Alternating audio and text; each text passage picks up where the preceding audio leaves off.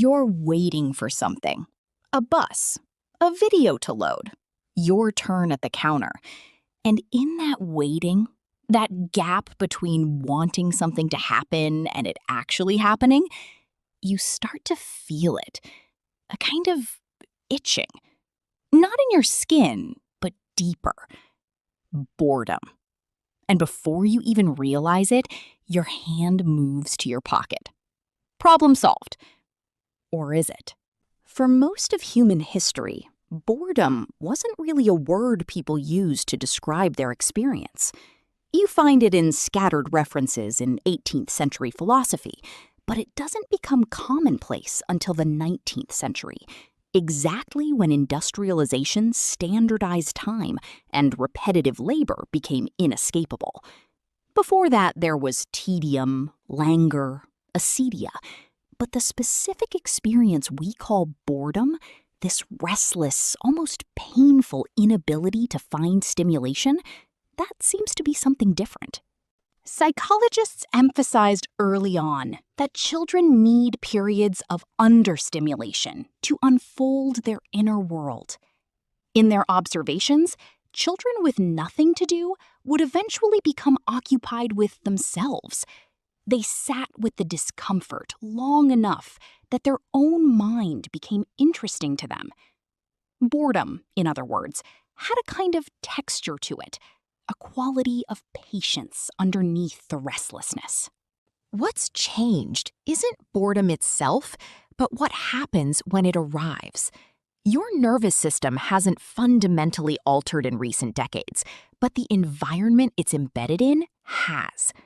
Researchers at the University of Virginia, led by Timothy Wilson, conducted a revealing study in 2014. They asked people to sit alone in a room with nothing but their thoughts for 6 to 15 minutes.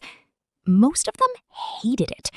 More strikingly, when given the option, many chose to administer electric shocks to themselves rather than sit with boredom.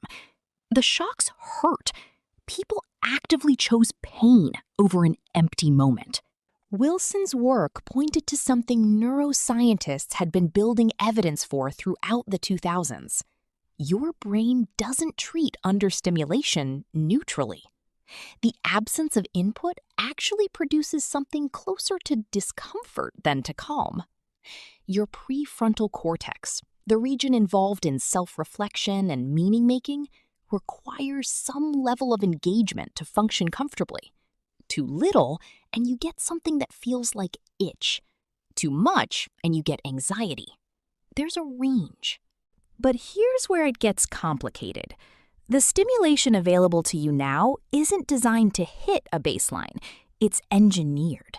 The engineers at TikTok, Instagram, YouTube, their job is to predict what will hold your attention and serve it to you within milliseconds.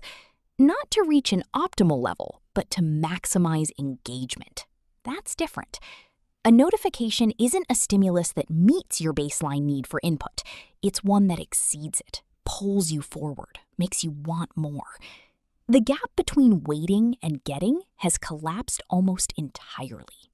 So when you experience boredom now, you're not experiencing the same phenomenon that someone a generation ago experienced. You're experiencing a contrast, the sudden absence of the high input environment your nervous system has been trained to expect. Which means the boredom you feel isn't inherently worse, but the pathway out of it has been closed off. That moment when your mind becomes interesting to itself, it doesn't really arrive anymore because the phone arrives first.